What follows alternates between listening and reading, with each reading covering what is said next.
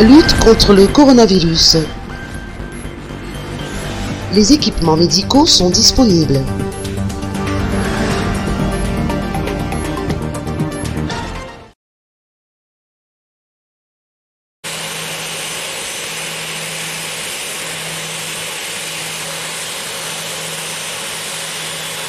Le président de la République, Andry Rajoelina, s'est rendu à la Bani d'Ivat la nuit dernière pour réceptionner les nouveaux équipements médicaux constitués de 100 000 masques de protection et de 20 000 kits de tests rapides. Il s'agit d'un don de la fondation du milliardaire chinois Jack Ma afin de soutenir les efforts des pays africains à faire face à la pandémie de coronavirus. Les 3500 passagers des derniers vols extérieurs ayant franchi le territoire malagasy depuis le 14 mars seront les premiers à faire l'objet de ces tests. Outre les tests d'usage auprès de l'Institut Pasteur de Madagascar, ces nouveaux kits de tests devront fournir des résultats probants dans un délai plus bref, soit en quelques minutes.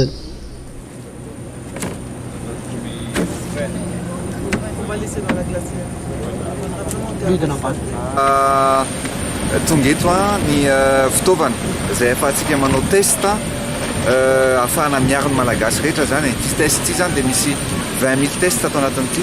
Misy masque ihany koa 100 000 masque izay hozaraina sy tsinjaraina amin'ireo ampisehatra ny fahasalamana ray manontolo aloha izay olona mifanerasera amin'ny vahoaka dia zao zany tsika dia efa afaka matoky fa tonga somatsara ny entana cargo voalohany mbola misy ho avy ihany koa rapitso.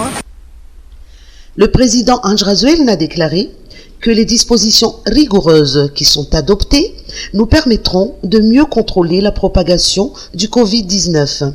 Il a toutefois fait appel à toute la nation à faire preuve de solidarité et à respecter les règles de confinement pour mieux lutter ensemble contre cette pandémie.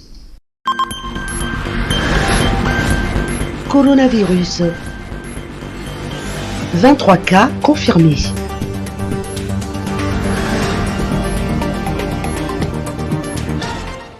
Le nombre de Malgaches touchés par le coronavirus est de 23 à ce mardi 26 mars, selon les explications apportées par le professeur Vlultina Yanta, doyenne de la faculté des sciences. 4 nouveaux cas viennent ainsi s'ajouter aux 19 précédents. Parmi ces personnes, 3 hommes, respectivement de 72 ans, 31 ans et 25 ans, et une femme de 63 ans. Ces 4 personnes sont toutes venues de pays touchés par le coronavirus, des cas importés donc. Parmi les 23 personnes touchées, 22 ne présentent aucun signe asymptomatique. La dernière personne affectée se trouvait hier dans un état de détresse respiratoire et donnait des signes d'essoufflement, d'après le professeur Vlultina Yanta. Toutefois, l'optimisme est de mise, car le taux d'oxygène dans le sang de cette personne remonte progressivement et sa vie n'est pas en danger. Le confinement est toujours en vigueur afin d'éviter la propagation de ce virus. Aide sociale de l'État. La CUA se charge des lavandières et des oukulnes.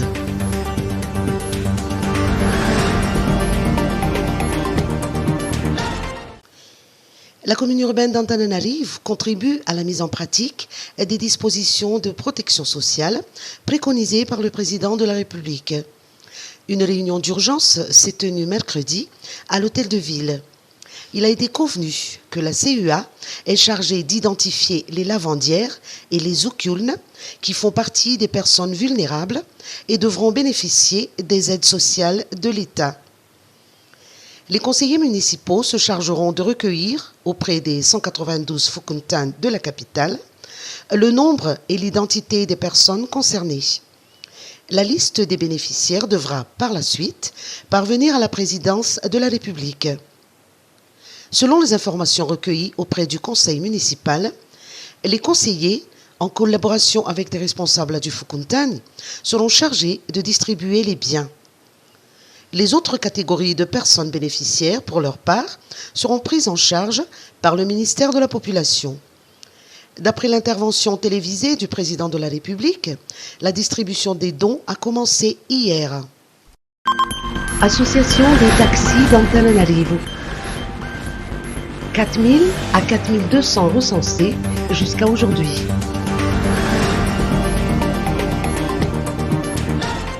Les membres de bureau de l'association des taxis-villes d'Antananarivo ont entamé hier l'opération de recensement des taxis-villes d'Antananarivo. De nombreux conducteurs de taxis se sont rués pour se faire enregistrer auprès du bureau afin de bénéficier de la subvention de l'État.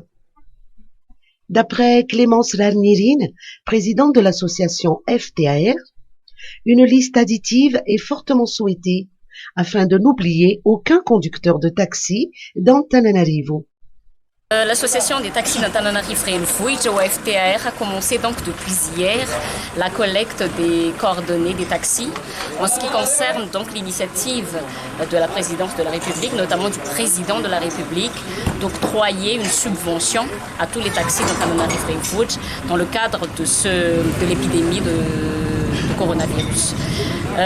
Depuis hier, donc, nous avons débuté cette collecte et aujourd'hui, nous avons dû procéder à la clôture parce que la présidence de la République donc, a dépêché une représentante tout à l'heure pour nous dire qu'il faut clôturer, il faut finaliser la liste aujourd'hui même. Donc jusqu'à aujourd'hui, nous en sommes à environ 4000-4200 taxis qui sont venus donc s'inscrire pour pouvoir donc bénéficier de cette subvention de la part du président de la République. Il faut savoir en tout cas que le nombre de taxis Antananarivo s'élève à 7800. Étant donné les circonstances, c'est-à-dire il y a le confinement, il y a aussi le problème de transport, il y a certains taxis qui ne sont pas venus s'inscrire donc ici au bureau de la FTAR. Et ce qu'on souhaiterait, ce qu'on voudrait demander au président de la République, c'est d'accepter de prolonger la clôture de la liste pour jusqu'à demain minimum. Comme ça, un certain nombre de taxis pourraient encore bénéficier de cette subvention. Voilà donc notre souhait. Par ailleurs, la présidente de la FTAR n'a pas manqué de remercier l'équipe de la présidence pour cette subvention. Manifester notre reconnaissance envers le président de la République.